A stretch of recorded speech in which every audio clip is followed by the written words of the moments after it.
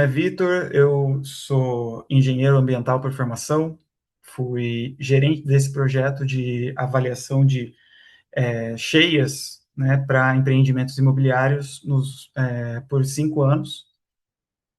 Um empreendimento que ele basicamente, um empreendimento não, um estudo que ele visa o financiamento imobiliário por parte da Caixa Econômica.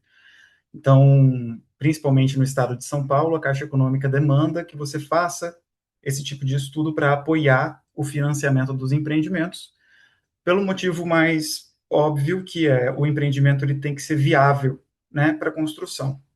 Portanto, o empreendimento não pode ter previsão de ficar debaixo d'água após construído. Então, nós fazemos essas avaliações para que a gente consiga prever de uma forma muito matemática, né, quase que uma modelagem matemática, para que nós consigamos prever se o empreendimento estará ou não dentro de uma área de risco e qual é o potencial de ser afetado de fato. Tá? Então, vamos lá. Bom, como estava comentando com vocês, esse estudo, então, ele normalmente nessas análises, elas estão voltadas a avaliações, e eu peguei aqui um estudo de caso para vocês de um dos empreendimentos que nós fizemos, que fica às margens do Rio Tietê. Então, um dos rios mais críticos que nós temos em São Paulo, principalmente pela grande vazão e porque a bacia do Rio Tietê é uma bacia muito grande, que abrange uma área muito grande, e, portanto, a água escoa e se concentra dentro do Talveg do Rio Tietê, né? Talveg sendo a parte, né, o fundo do rio, tá? O objetivo, então, é determinar essa cota de cheia, que seria o quê? O nível que a água vai chegar após uma cheia resultante de uma chuva com um tempo de retorno de 50 anos. O tempo de retorno de 50 anos é um tempo que a cada 50 anos uma chuva de grandes proporções se repete. Então, uma chuva que com esse intervalo são chuvas que são muito difíceis da gente vivenciar. Coincidentemente, vivenciamos recentemente uma chuva com essas proporções. Tá? Então, nós dividimos esses estudos em três principais caracterizações, né? O estudo hidrológico, que é basicamente a avaliação geográfica, geológica da bacia hidrográfica. O cálculo hidráulico, que é a parte da entender o quanto, pegar os dados de chuva, de hidrologia e calcular o quanto isso vai afetar e realmente converter isso num modelo matemático para prever a cota da cheia. E a avaliação de risco, que é pegar o projeto e confrontar com os diversos dados que nós vamos conseguir desses projetos para avaliar se, de fato, o empreendimento está acima, está abaixo, está em risco, não está em risco, deve subir a cota base ou não deve subir essa cota base sendo a cota, um térreo do empreendimento, certo? Bom, a primeira coisa que nós fazemos para esses tipos de estudo é o reconhecimento de campo. Então, nós vamos até o entorno ali do empreendimento onde ele vai ser construído e avaliamos, né, primeiro evidências visuais, né? Nós temos aqui, por exemplo, a gente avalia as ruas, se tem as bocas de lobo, se tem os bueiros, né? Nesse caso em específico, nós percebemos que alguns empreendimentos contam com comportas na frente para que, quando chove, eles possam barrar a água da chuva. Então, a gente percebe que já é uma região com incidência de enchente, exatamente porque a gente vê que tem mecanismos de defesa do próprio, né, dos moradores, dos empreendimentos. Então, a gente avalia isso também. Para além disso, nós avaliamos também a qualidade da situação. Por exemplo, aqui a gente tem duas fotos aqui à direita, que a gente vê na mesma região, um bueiro com uma boca de lobo, né, na verdade, uma boca de lobo com uma entrada que está liberada ali para conseguir entrar água, outra que já está comprometida e não vai conseguir dar vazão a essa água, o que compromete também o escoamento da água e, portanto, impacta diretamente nas cotas de cheia. Para além disso, nós fazemos também entrevistas com os moradores, com os empresários ali da região, né, com os lojistas da região, para perguntar se eles já passaram por alguma ocasião de cheia, se já passaram por alguma situação crítica, né? E nesses casos é muito comum que, como a gente já viu que tinha, né, mecanismos de defesa contra essas ocasiões de cheia, então a gente sempre tem esse feedback de pessoas falando, olha, realmente já aconteceu há alguns anos atrás, entrou água aqui dentro, ou com uma certa frequência entra água aqui dentro, e a gente consegue começar a entender o que esperar. E saber o que esperar é um dos principais guias que a gente precisa para conseguir fazer a modelagem matemática. A gente está fazendo uma previsão, então a gente precisa se balizar com a realidade. Às vezes a gente não pode prever que vai acontecer se nunca houve, né? A gente tem que conseguir questionar isso e os dados históricos são muito importantes. E aí vem a caracterização da bacia. Esses dados de caracterização da bacia são sempre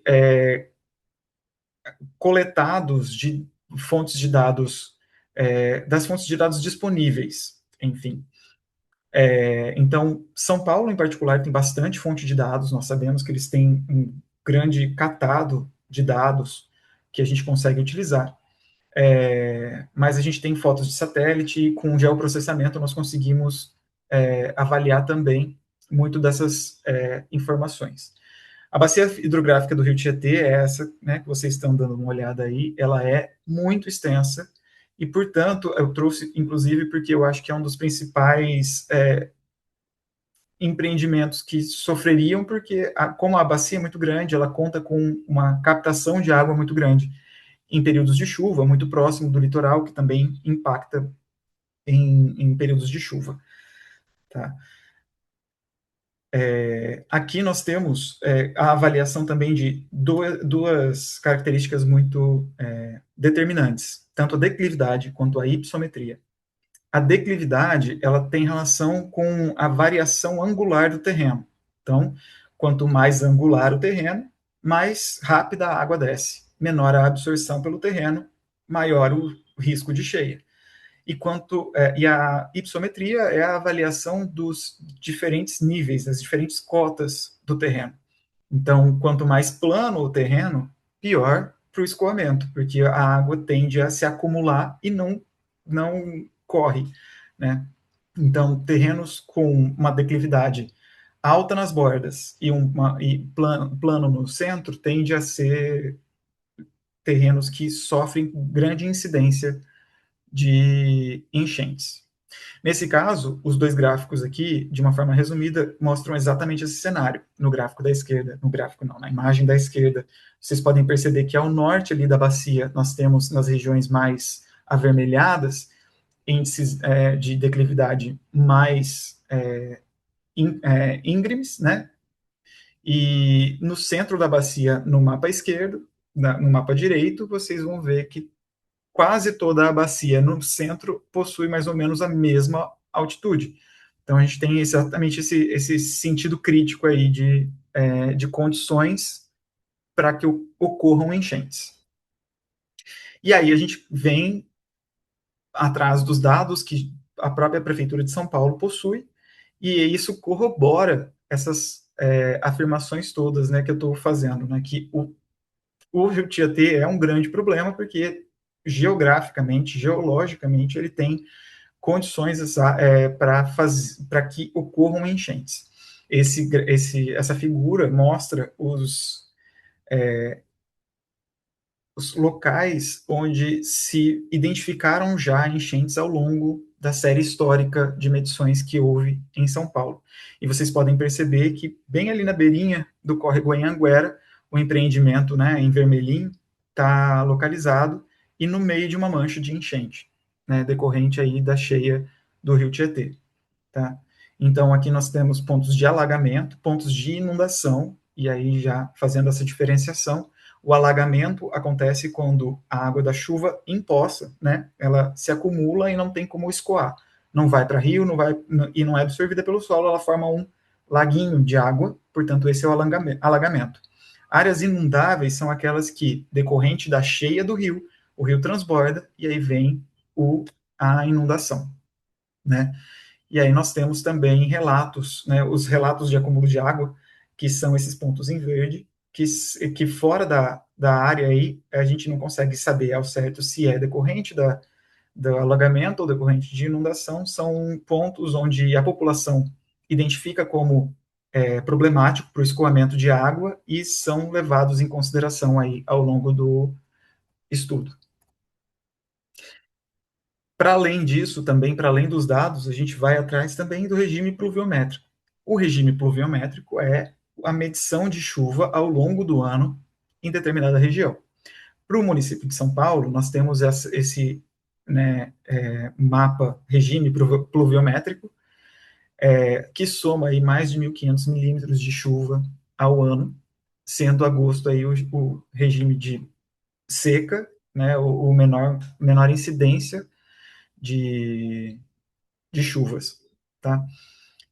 Para esses dados aqui, eles implicam em os dados de chuva com maior índice pluviométrico, né, determinam onde, em qual mês, nós vamos projetar a grande enchente que a gente está tentando calcular. E agora o estudo hidrológico, que basicamente conta, tá? Nós temos três principais métodos que utilizamos dentro do método de modelagem matemática para esse estudo. Que eu não vou adentrar aqui na metodologia de cálculo, porque eu acho que não cabe, mas apenas para apresentar, nós temos os principais que são o método racional, que é para bacias menores do que 2 quilômetros quadrados, que geram um índice de erro muito grande, porque para bacias muito pequenas, a chance de você acertar ou errar é muito grande. Então, a gente pode ter acertos muito sérios ou erros muito graves. Nós temos, para bacias de 2 a 200 km quadrados, o método de IPAI-U. E esse método é bastante aplicado, porque bacias normalmente giram em torno dessa medição. E para bacias acima de 200 km quadrados, nós utilizamos esse método de Kokei-Uehara.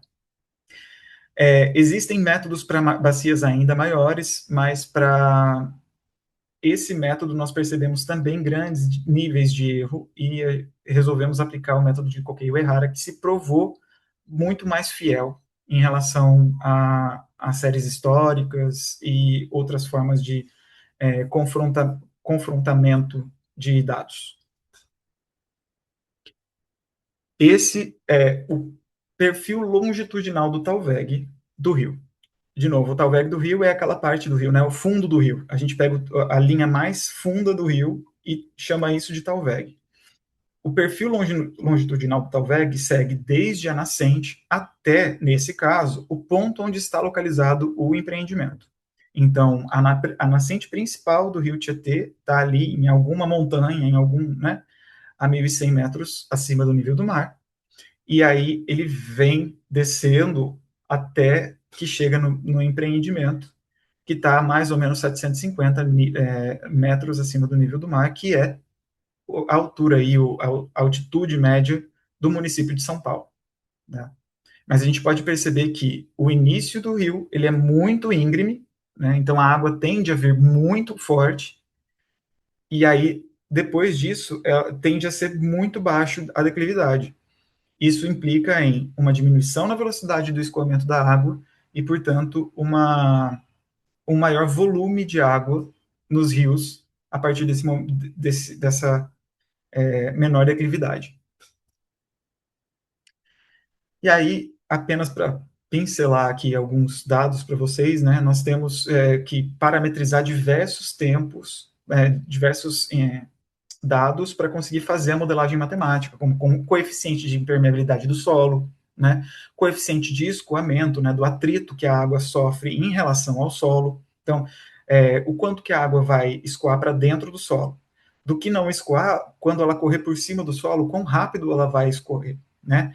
Qual que é o tempo de concentração? Quanto tempo demora para uma chuva que caiu no começo da bacia chegar até determinado empreendimento, né? O tempo de retardamento, que é o tempo de qual é o tempo que demora para a água que está escorrendo começar a causar esse evento de cheia, né? Duração da chuva, a duração média que a gente tem de chuvas, principalmente para essas chuvas com tempo de retorno de 50 anos, elas são chuvas muito intensas, portanto, aí uma média de 2,7 horas, né? Então, são aquelas pancadas de chuva muito intensas que chovem em milímetros que deveriam chover o mês inteiro, né? Então, que aí é mais ou menos essa a ideia, né? Com uma intensidade pluviométrica de 40 milímetros por hora, então, isso daí, imagina, numa chuva de 2,7 horas, né, daria em torno de uns 115 milímetros de chuva em uma única ocasião, né? Bom, fiz o cálculo chutando, mas está aqui logo ao lado, a altura da chuva de 110 milímetros, né? E um coeficiente de distribuição espacial significa que quanto abrange da bacia a chuva que está prevista. E aí nós vamos, enfim, fazendo novos cálculos para para chegar a essas modelagens matemáticas. Não vou também me adentrar muito no aspecto técnico do cálculo, porque acho que precisa aprofundar demais para conseguir explicar o conceito, e isso tomaria mais do que o tempo que a gente tem, o tempo hábil que nós temos aqui. Mas, para vocês terem um cálculo, uma noção, na verdade, a chuva excedente, que são esses 23,19 milímetros, é a parcela da chuva, de fato, aí que vai transbordar, né? De tudo que choveu, o que não consegue ou escoar ou infiltrar, né? Ele vai transbordar, e é esse o valor que a gente vai utilizar para calcular a cheia, que resulta aí em 61 milhões de metros cúbicos, que vão ser o grande problema que nós vamos ter. A vazão máxima calculada nesse projeto, para vocês terem uma dimensão, e eu não sei se vocês têm essa dimensão, mas 950 metros cúbicos por segundo é uma vazão que excede o mensurável para a gente, né? Então, é um rio de grandes proporções, que tem um grande impacto, e a cidade foi construída adjacente ao rio, não bastando o rio ainda ser canalizado, o que impede a infiltração da água na base do rio, no talveg do rio. Então, existe todo esse problema de o rio não tem infiltração, o escoamento é mais rápido, porque né, não tem, o atrito é muito menor, e, portanto, a água se acumula com muita velocidade, numa vazão de quase 950 metros cúbicos por segundo. E aí chega a parte da modelagem matemática, que particularmente é a minha parte preferida, mas é algo muito particular meu. Esse modelo matemático, a gente pega, e se vocês olharem essa imagem à direita, vocês vão observar que tem esse desenho em azul aqui. E eu vou pedir a colaboração de vocês para conseguirem imaginar que esse é o declive da margem do rio. Esse ponto, como ele fica distorcido, porque a escala da altitude e a escala da largura ali, né, ficam muito discrepantes, ele distorce o desenho. Mas essa coluna azul no meio do desenho é o fundo do rio Tietê, é o talveg do rio Tietê. E a borda, né, é a cidade.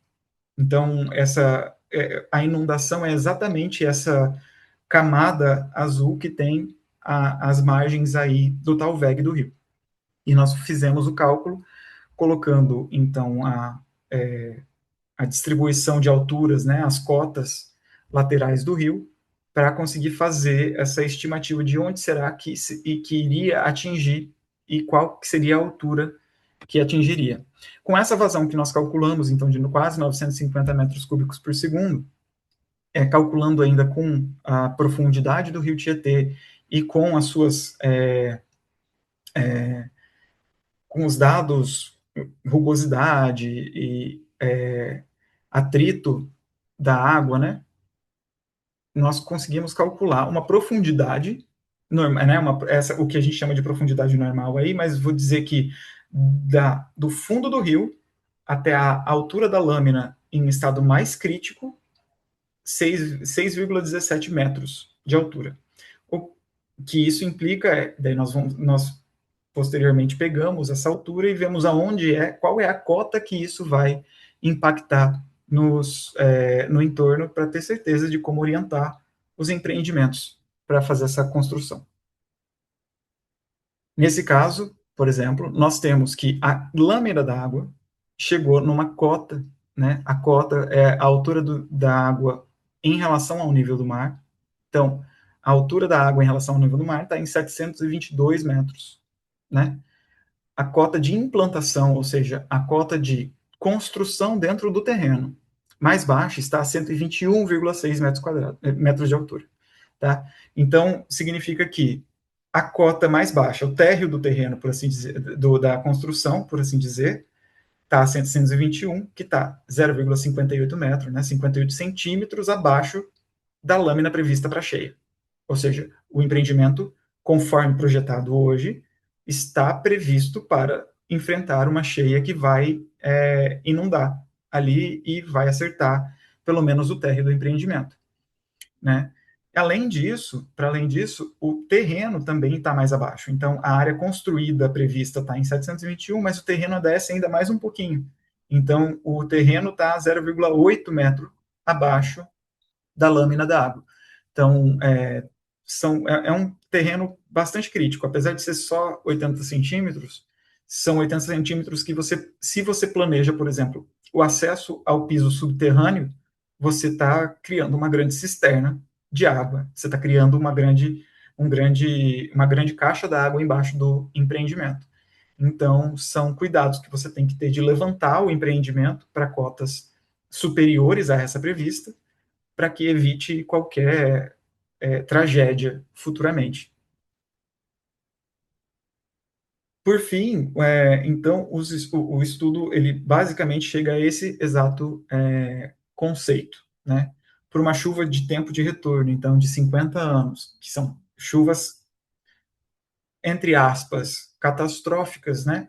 De 50 anos de retorno, com uma vazão dessa magnitude de 950 metros cúbicos por segundo, né, a cota planejada chega aí a 722 metros de altura e, portanto, se orienta que o terreno, que o empreendimento seja reprojetado, subindo pelo menos esses 0,58 metros, pensando, claro, que existe a possibilidade de muitas coisas interferirem, né? Coisas que interferem nesses estudos e que a gente sempre deixa isso muito claro. O aquecimento global é algo que tem sido levado em consideração. Nós estamos vivendo esse ano um dos eventos de El Niño mais intensos, né, registrados na história, e a previsão de chuvas e de impactos na temperatura serão fora da curva esperada. Então, esse tipo de alteração climática impacta nas modelagens. A impermeabilização do solo, que é contínua e crescente dentro de um município como São Paulo, tende a piorar também o escoamento e a drenagem de água, portanto, a situação de cheia tende a piorar também, porque com menos áreas verdes, menos áreas de infiltração, e aí maiores níveis de água acumulado dentro do município. Para além disso, também nós temos a questão de que hoje existe uma tendência de se ocupar as margens do rio Tietê, para esse caso em específico, onde eles estão construindo mais prédios e esses prédios tendem a ficar muito próximo das margens e as margens realmente estão sujeitas. Toda a margem de rio está sujeita a cheia. Os rios eles têm regimes de cheia naturais que independem de ações antropológicas, né? Não tem nenhuma não há necessidade de nenhum feito humano para que os rios tenham essas variações ao longo de estações do ano, né? Como a gente viu, a chuva é variável ao longo do ano e, portanto, as cheias e secas vão variar também. E cidades grandes, como é o caso de São Paulo, onde há canalização de rios, é muito comum que isso aconteça, principalmente por conta da impermeabilização do solo. Nesse caso em específico, nós orientamos a empresa a fazer o reprojeto, até porque esse tipo de estudo ele é apresentado também à Caixa para fazer essa avaliação em relação à viabilidade de um financiamento, e o projeto foi refeito para subir, e nós ainda orientamos que eles colocassem ainda mais algum coeficiente de erro para que subissem acima do 0,58.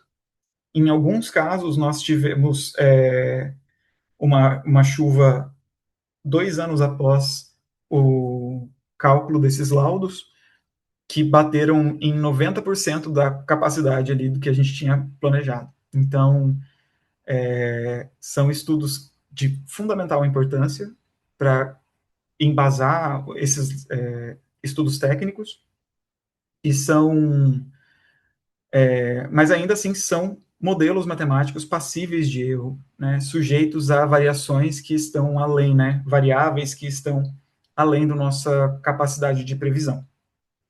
Mas é basicamente isso. Eu espero que vocês tenham gostado do conteúdo e que tenha ajudado vocês em entender como funciona. E eu acho que é isso.